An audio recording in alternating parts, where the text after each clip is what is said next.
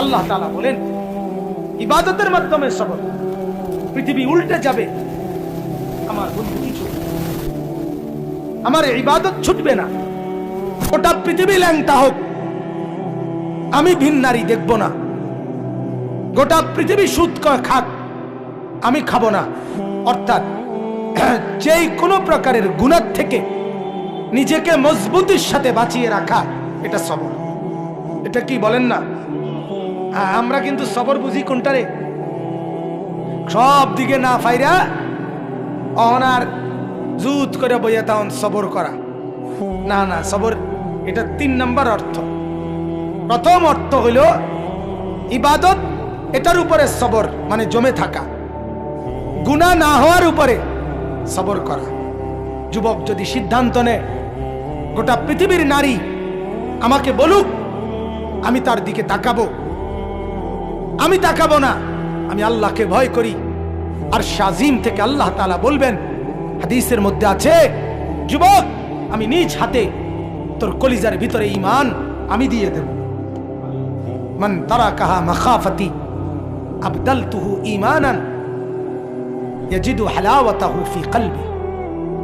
আল্লাহ তাআলা হাদিসে কুদসিতে বলে, আমার ভয়ে যে ভিন মহিলার দিকে তাকায় নাই, নজর নামাইছে, আমার ভয়ে আমি আল্লাহ তাআলা তার অন্তরে ঈমান দিয়ে দেব, যেই ঈমানের স্বাদ মজা সে পাইতে থাকবে।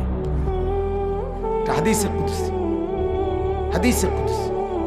একবার যুবক নজর ফিরানো ভিন নারী থেকে, ঈমানের স্বাদ আর মজা। নবীজি বলেন, রাজুলুন দাআতহু ইমরাআতুন যাতু মানসাবিন ওয়া জামালিন ফাকালা ইন্নী আখাফুল্লাহ।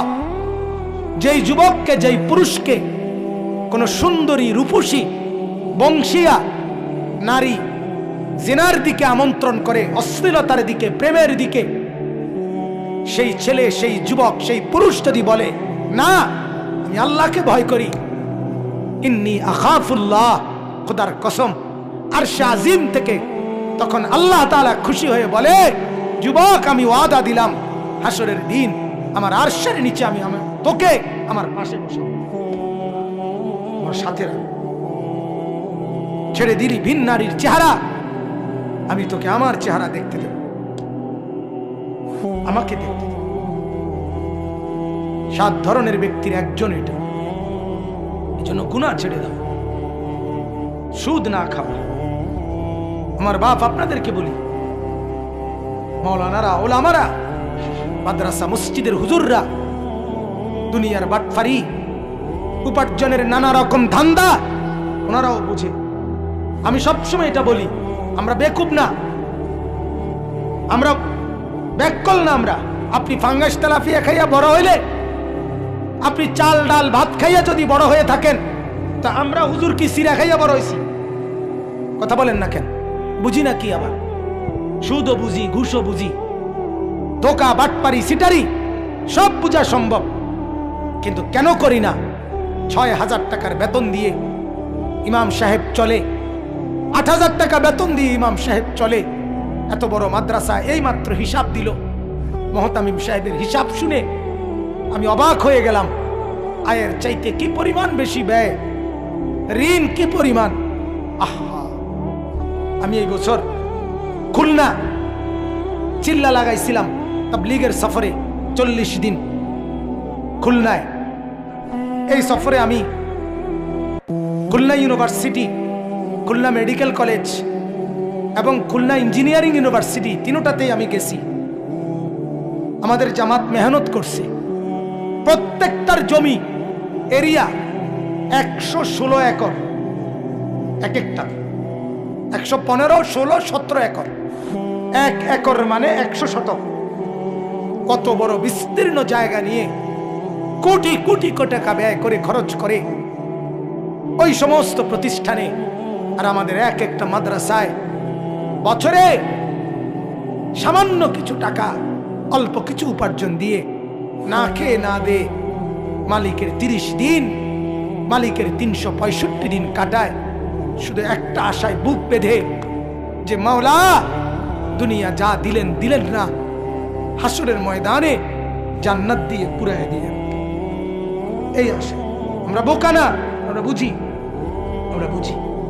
আমরাও একটা বড় লোভে আছি, আমরা একটা বড় লোভে আছি। তোমার লোভ 60 বছরের, আমার লোভ অনন্তকালের। তুমি লোভ করো 60 বছরের, আমি লোভ করি অনন্তকালের। তুমি ভোগ করো দুনিয়া 60 বছর, আমি ভোগ করব জান্নাত অনন্তকাল, ইনশাআল্লাহ। ইনশাআল্লাহ। এজন্য গুনাহ থেকে বেঁচে থাকা, গুনাহ থেকে বেঁচে থাকা। আজকে মা বাপ সন্তানকে গুনাহ থেকে বাঁচাবার কোনো ফিকির নেই।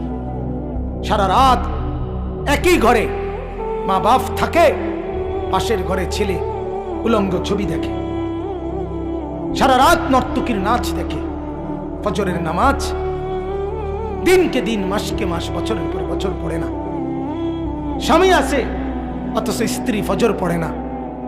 বাপ মা আছে, ছেলে মেয়ে নামাজ পড়ে না। আমার একটা কলজার ব্যথা, আমার মনে হয় যে আমার ব্যক্তিগত কথা, আমার মনে হয় যেই ঘরে ছেলে মেয়ে ফজর নামাজ, 5 ওয়াক্ত নামাজ, বিশেষ করে ফজরের নামাজ পড়ে না, ওই ঘরে মা বাপ নাই, ওই ঘরের ছেলে মেয়ে এতিম এতিম। যেই ঘরের মহিলা ফজরের নামাজ পড়ে না, ওই ঘরের স্বামী নাই, ওই মহিলা বিধবা। স্বামী থাকলে স্ত্রী বেনামাজি হয় কেন? বাপ মা থাকলে সন্তান বেনামাজি হয় কেন? আমার মা, সারা জীবন দেখছি মাকে। আমরা 5 ভাই 3 বোন। আমার ছোট ভাই এখানে আছে, আপন ছোট ভাই হাফেজ মাওলানা।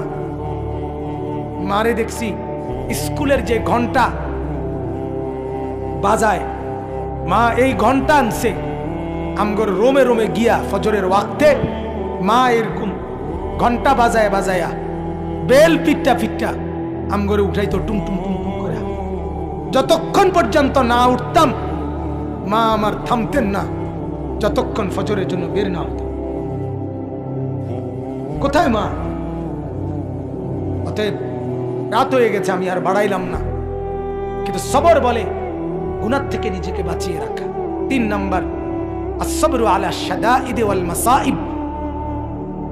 যত রকমের আপদ বিপদ, অ্যাক্সিডেন্ট, দুর্ঘটনা, রোগ শোক, টেনশন, পেরেশানি, অস্থিরতা, ঝামেলা, এই বিপদ সবগুলোর উপরে আল্লাহ তাআলা সেগুলো লাঘব করবেন, মিটিয়ে দিবেন, মোচন করবেন, দূর করবেন, এই বিশ্বাসের উপরে ধৈর্য ধরা। রাত সকাল হবেই, সকাল রাত হবেই। অতএব জ্বর ভালো হইবেই, মাথা ব্যথা এটা যাইবেই, পেটের সমস্যা এটা ঠিক হয়ে যাবে। এটা বিশ্বাস করা, সবর করা, সবর করা। যদি লম্বা সময়ও থাকে তো এটাও নিশ্চিত মৃত্যুর মাধ্যমে হলেও এই মুসিবত শেষ হবে। ঠিক কিনা বলেন না কেন? কিন্তু এই মুসিবতের সমাপ্তি আছে, কোনো সন্দেহ নেই। হতে পারে চূড়ান্ত সমাপ্তি মৃত্যু। আর মৃত্যু পর্যন্ত যদি আমি সবরের সাথে মুসিবতে টিকতে পারি, চোখ বন্ধ হলেই দুনিয়াবাসী দেখবে আমার চোখ বন্ধ হয়েছে, আর আসমানওয়ালারা দেখবে আমার চোখ জান্নাতের জন্য খুলে গেছে।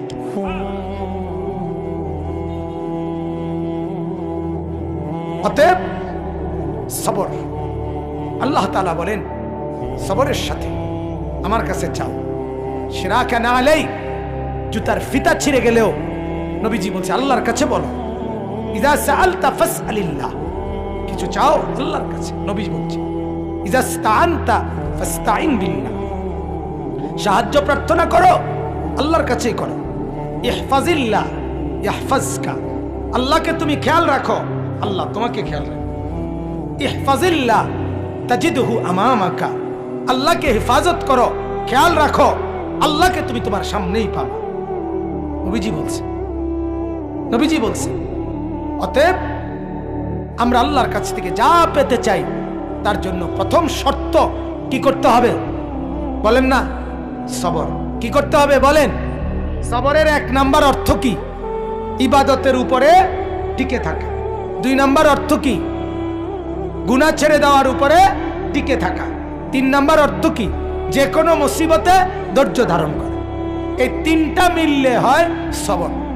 ত্রিভুজ, তিন বাহু মিললে হয়।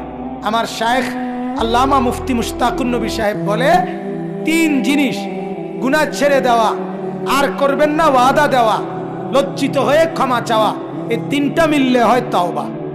হযরত প্রায় উদাহরণ দিয়া বলে যে এই কাগজে যদি কেউ লেখে চ আকার চা, তাইলে কোনো চা না, এটা লেখছেন আর কি। চা পাতা, চিনি, পানি, তিনটা মিললে হয় চা। ঠিক কিনা বলেন? হ্যাঁ ঠিক।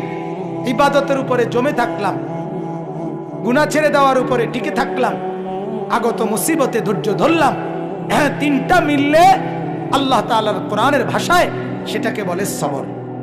আর হইল নামাজ। নামাজ হাদিসের মধ্যে আছে, আল্লাহ নবী সাল্লাল্লাহু আলাইহি সাল্লামের সাহাবীরা বলেন, ইদা হাযাবাহু আমরুন ফাযা ইলাস সালাহ। নবীজির সাহাবীরা বলতেন, যখনই নবী কোনো পেরেশান হতেন, সাথে সাথে নামাজের দিকে ছুটতেন, নামাজ পড়তেন, নামাজ পড়তেন। উম্মতের হালাত তো হলো এই, সুখের নামাজ তো পড়েই না, দুঃখ মুসিবতেও নামাজ পড়ে। ডাকাইতে ডাকাইতে এমন শক্ত ডাকায়, ডাকাইতে তার বিবি হসপিটালে, তার বউর অপারেশন, সে রিসিপশনে বইয়া টেলিভিশন চায়, হসপিটালের টেলিভিশন। কথা বলেন না কেন? তার বাপের রক্ত পরীক্ষা করছে, রিপোর্ট দিব আধা ঘন্টা পরে, এই ডাকাইতে বইসা টেলিভিশন চায়। আল্লাহর প্রতি তার কোনো খেয়াল নাই, কোনো খেয়াল। মুসিবতে পড়েও নামাজে নাই, মুসিবতে নামাজে নাই। এজন্য আমি বললাম, আল্লাহ তাআলা বলেন, নামাজ, তুমি নামাজ পড়ো, তোমার জরুরত, তোমার প্রয়োজনীয় বিষয় আমি দেব। আল্লাহ তাআলা বলেন, আমি জানি কি লাগবে না লাগবে।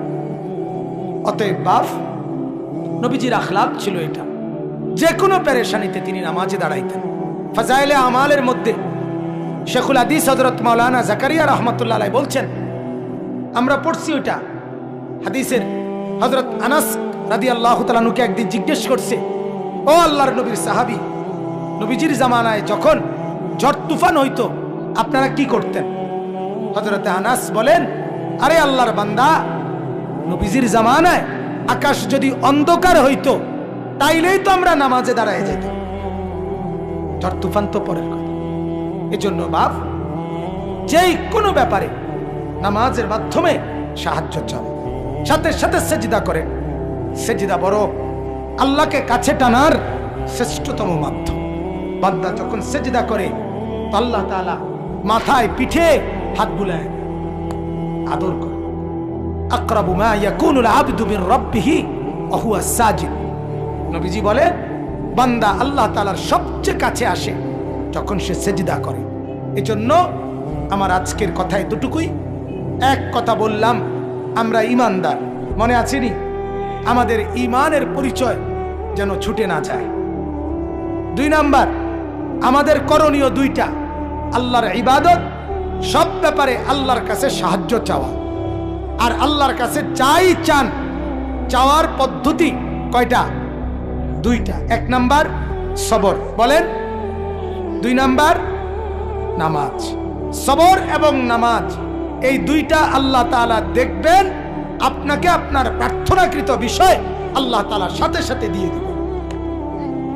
আল্লাহ তাআলা আমাদেরকে তৌফিক দান করেন, আল্লাহ তাআলা আমাদেরকে কবুল করেন।